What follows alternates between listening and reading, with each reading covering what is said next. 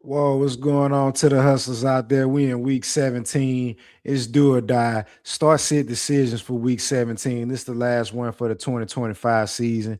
I'm here to give you the scoop that can help get you that championship this season. You rock it with T Will from the Hustle Sports Fantasy Podcast. You know what I'm saying? We here to get dubs. We ain't here to fake around. We ain't playing. We in championship mode this week. So let's talk power moves only. Jumping straight into who I'm risking it with. My stardom picks for week 17. First up, RJ Harvey, Denver Broncos. The rookie been killing. Speed kills, and this guy been on a burner his last 4 games. He averaging 18.95 fantasy points in his last 4. Straight up baller. His matchup against Kansas City ain't that favorable statistically, but you know the Chiefs season, they about calling it. It took a hit. They lost 2 quarterbacks in back-to-back weeks. Tajay had a career day against them last week, a division game, but the lightning out of the bottle with Harvard this week. Go and risk him. Michael Wilson, Arizona Cardinals. You know what I mean? Target volume is steady. Hey, this boy is averaging 11.6 targets over his last 6 weeks. Now, last game, he only got 3 targets against the Falcons, but he did score and he finished with 13.2 fantasy points. He got a favorable matchup with the Bengals. Week 17, you can lock him in confidently for championship week.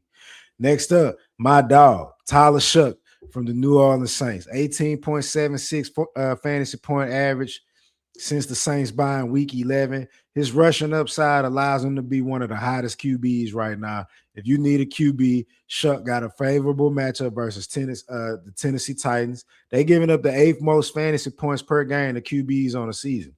Hot streak plus favorable matchup equals a big day on the horizon. Next up, Harold Fanning, Cleveland Browns. Very favorable matchup versus Pittsburgh this week. They give up the 4th most fantasy points per game to tight ends this season. He averaging 17 fantasy points a game in his last 4, 9 targets in that same stretch. You can lock him in confidently. Favorable matchup, ton of targets equals a ton of trust. Hey, don't overthink it. It got you this far, keep going with it. Start your big dogs. This is who I'm benching this week. Woody Marks versus the Woody Marks from the Houston Texans. You know what I mean? Although his volume is consistent, he dealing with nagging injuries that's keep knocking him out of games early. He was a full participant at practice today, so we'll see. That's an encouraging sign. But I ain't feeling the matchup versus the Chargers. They got the 11th best rushing defense. Chargers give up the 9th least amount of fantasy points to opposing running backs. Marks had a great season, but I'm benching him this week for championship week for the chip. Can't trust it.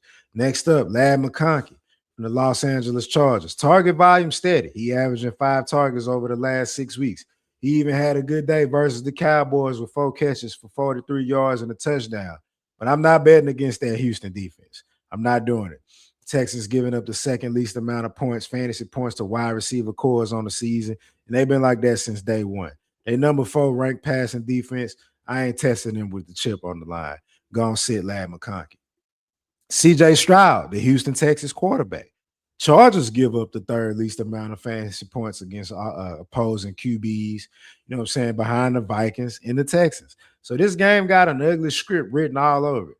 I don't trust it. Chargers can lock up when they need to, but I really don't trust Stroud right now. You know what I'm saying? He scored under 15 fantasy points in 3 of his last 4 games, so I'm benching him. There's other safer plays if you need help at QB.